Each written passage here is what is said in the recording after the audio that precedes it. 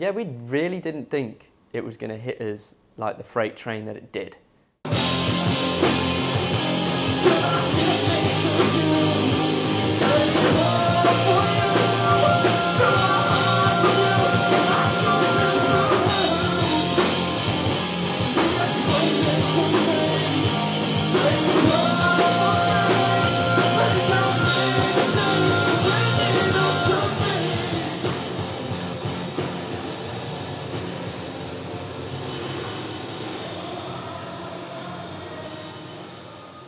Hi, I'm Jack Franklin. I work for the Soundhouse, Leicester. I'm the promoter and manager here, and yeah, this is the interview.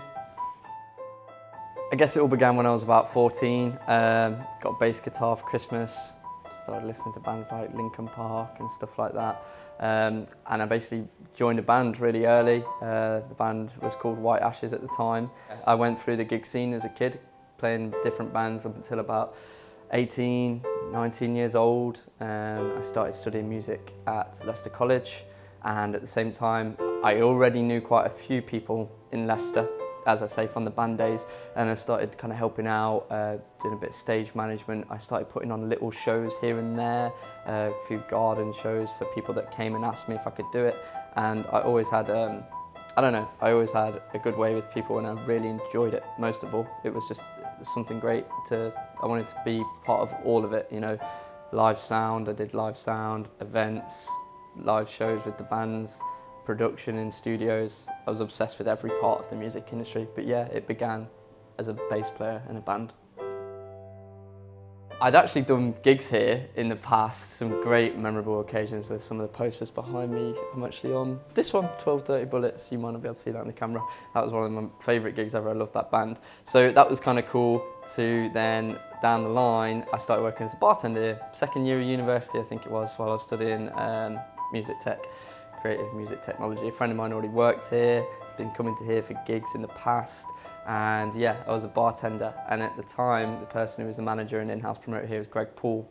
He's a good friend of mine who now does events management at Keele University. He kind of took me under his wing and I started shadowing him. I was already, as I say, doing things in the live scene, and I think Greg was aware of it, but I never had an inkling that he would offer me the job here. We were just on a night out once and he said, I'm thinking about moving on and I think you're the man for the job, and I've spoken to other promoters about it, which was really obscure for me to hear this at like 2 in the morning having a drink, that he'd already asked people their opinion on me, and apparently had a good reputation, which was shocking but also great. So yeah, I went from being a bartender here to learning quite closely under Greg's wing, and he taught me a lot in a very short period of time, because you know, the leap from doing small shows and playing in bands and knowing venues and other promoters, it is a big leap when you then start working under booking bands and the money side of things and how serious it gets with contracts and working with agencies and managements. It's a different world in a sense. So yeah, went from a bartender and kind of just shadowed the guy who worked here, Greg, and then took on the role. For me, at first, it was like none of us here, including me, didn't expect it to be as severe as it was. Mostly because you'd assume, I think everyone was in the same boat, you'd heard what was happening in China, and everyone figured that if it's that serious, we would have heard about it here. But it was so played down from day one. I think everybody, and then within the space of like 6 days, it went from nothing to an extremity. I think one of the last shows we ever did here was John Bramwell, who former I Am Clute, great artist. We've had him many times, and it was an insanely lovely show. It was such a great night. I remember doing the door for it. I remember speaking to Sue, the owner here, like, do you think this is actually going to affect business and that? And I had a friend in China who lives in Shanghai, and he'd been talking for a few weeks, like, dude, it's gonna hit you guys, it's gonna be really serious, we're all shut down here in China. And I was like, well, he's saying it's really kicking off out there, and it's weird to have like a friend on Facebook and yet BBC News on the other page, and it's like, oh, it's relatively nothing. Oh wait, no, it's the end of the world. Where do you believe? You know, where's your government's information and communication and all of that? So yeah, we really didn't think it was going to hit us like the freight train that it did. I did not expect it to shut us down for this long. I knew something was going to come of it, some sort of reaction that would hit the music industry and the scene and everybody else, but didn't think it would be for the time period it has been. Yeah, the government's weird. Like I say, all it. I remember thinking like anybody could just speak to anybody right around the world, and it's like why didn't the UK government's office pick up the phone and ring China's government office? Why didn't they just go, yo, this is crazy, man, like this is honestly gonna hit everybody? And it just felt like no communication or miscommunication. But I guess that bigger scale is kind of hard to focus on, and it's such a big picture with so many ins and outs that it's easier to look at it on a smaller scale. So when we talk government, let's talk about councils and let's talk about the live music scene off the back of it. And the underlining bullet point was miscommunication and misinformation. And that was like, honestly, it was so potent all the time. All we wanted was clarity. Like, of course, everyone was confused for the first 2, 3 months, 4 months. And then it got to a point where it was, maybe it's this, maybe it's that. Who knows? Maybe a tweet will happen at 11:30 at night by some random government official that'll have a dramatic effect on the rest of your life. You just didn't know, and it just became a situation where it felt like back in March, where nobody really is talking to anybody. It's like everybody's just locked in their own little worlds, and they don't understand the power, or at least the power that they have to change entire industries without any communication to such industries. There was nothing but the Music Venues Alliance, who are like they're almost like the music union in a sense, a lot of sense. They look after grassroots music venues, and they were a godsend because they were the only people that had an official outlet from the government. So they were getting information before, and it was accurate. They were in the meetings, and I remember it was when they had all the arts. They had like 6 or 7 people from different representations of arts, and they were being able to actually give us actual information, real information, because they were asking for answers. Otherwise, we would have just been sat there waiting for a PDF to upload on some random government website that may or may not be in error, because there were plenty of times where they accidentally didn't upload the right information. And it was crazy, there was times where we had events planned, August, and then there was so much rules and regulations, changes and indifferences between Leicester and other boroughs, and each council had its own opinion and their own, nobody knew what was going on, and it was like, can you do gigs outside? What's the rules? What's the distancing? What's the sound volume levels? And it was like, who do you talk to? Because nobody's working in the offices, nobody knows. And if you ring somebody licensing, they'd just be like, I've not been told anything. Everyone's waiting for somebody higher up to give them information. But it's so much misinformation and so much miscommunication that everyone was just kind of treading water and confused.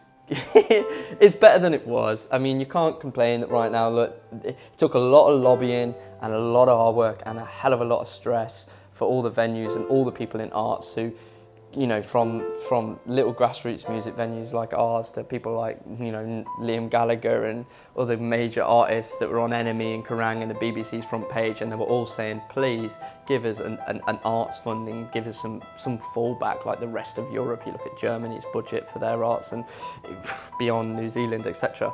We were begging for just some financial help because we were completely dead in the water without it.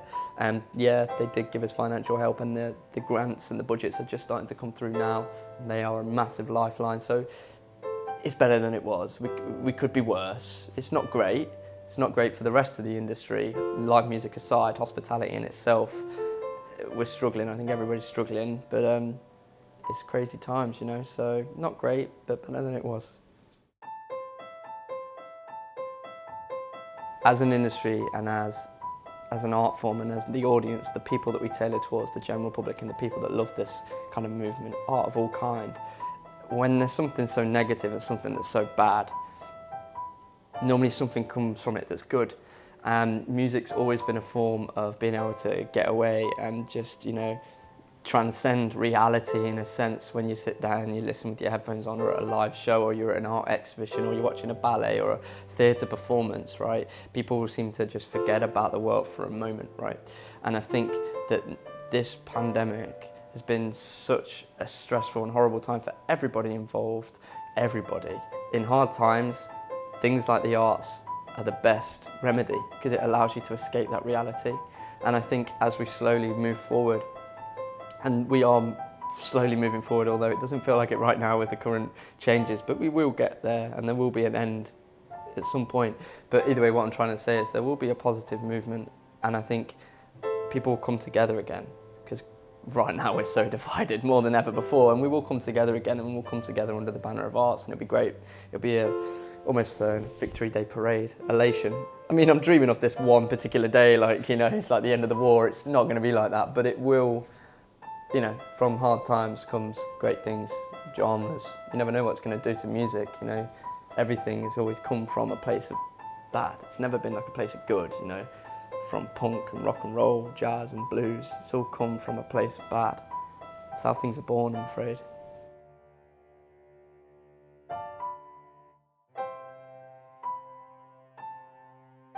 That was super weird. It's super weird on multitude of scales, because I've seen that ad and I've seen all of the other ads all over my Facebook and everywhere else, because of the way that they pay for adverts to work these days. And it's all about retraining and rethinking and I don't know, challenging your life in the times of absolute desperation. I don't understand where it's coming from.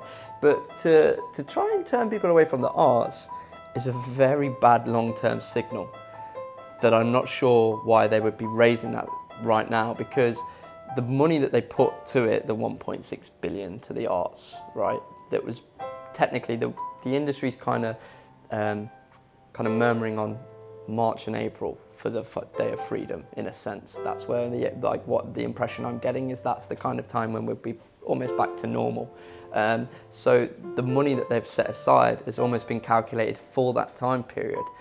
Now, why would they be discouraging people to continue in arts if that's the day of release, unless they were expecting or somehow knowing that a lot of these industries are going to go under, and you're not going to have anywhere near as much opportunity?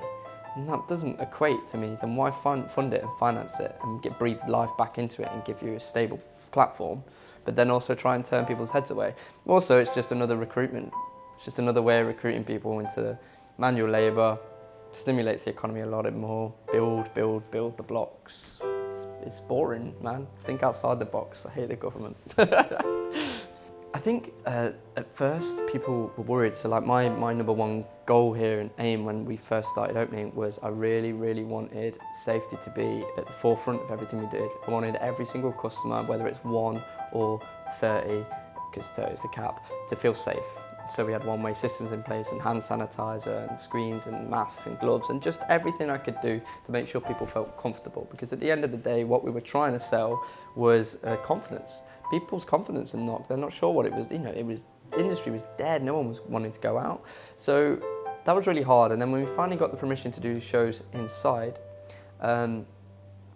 we found people, after word of mouth and a little bit of content, they saw how we were running things quite strictly, because I am very on the ball with it, and I would never push the boundaries at all. I would always want everyone to just feel completely safe. That's the aim. So once you get that infrastructure in place, which we have done quite successfully, people talk and bands talk and customers talk and the content talks, and it's been received really well. A lot of my shows are selling great. We hit capacity right now. Just quickly, it's all seated and it's 30 capacity max. That's the rules, that's the guidelines that the government set out in all venues across the UK. And we can still have a really nice atmospheric, chilled vibe. So I've done a lot of acoustic stuff and the reaction's been great, selling lots of tickets. And I think most of all, it's great to be able to stimulate the local scene again. I've got so many acts that want to play and I want to give them all the platform as much as I can. And it's hard, obviously, financially, but we're getting by and making it work for everybody, from the engineers to the bar staff to the door people, security, everything. We're just, it's kind of like a little family, and we're trying to stimulate that small economy again. So, I got to send a lot of love to the public and the people that have come out and supported and are continuing to buy tickets, whether they're family members or just random punters. And we have had, over the last week or two, we're starting to see a little bit more confidence in people to come. Like, we've had a few walk-ups. You don't expect that in the current climate. There's nowhere near as many people out and about as there was. But this is all positive and on the way up. But you look in the news right now, it's currently on the way down. But, I think people are starting to feel a little bit more comfortable having to live with the situation. and they kind of figured out that it's not just going to disappear overnight. So we do our absolute best to make people feel safe, and the reception's been good. Just, be vigilant. Just be vigilant, be comfortable and confident in yourself, and have trust. But the main thing is to be vigilant and try and listen, because it's obviously hard. There's guidelines that change all the time, rules that we have to keep on top of and keep track of. And it's just little things like you cannot leave your seat without a mask on. It's quite a recent thing. Now, you would assume that people would know this from the news. But a lot of people apparently don't read the news. I deal with people on the door all the time. They're just not aware of it.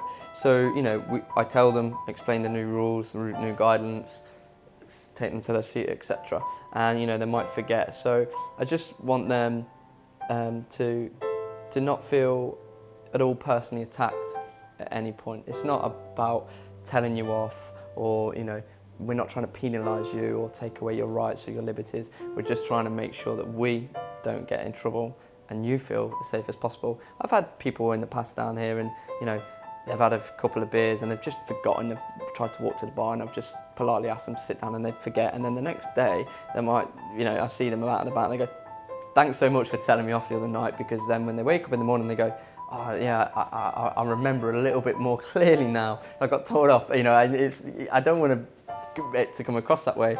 So yeah, I think all I can ask for the public is listen and enjoy yourselves, and don't be scared, and come out and continue to invest in the arts and the things you love, and we will continue to give you what you want.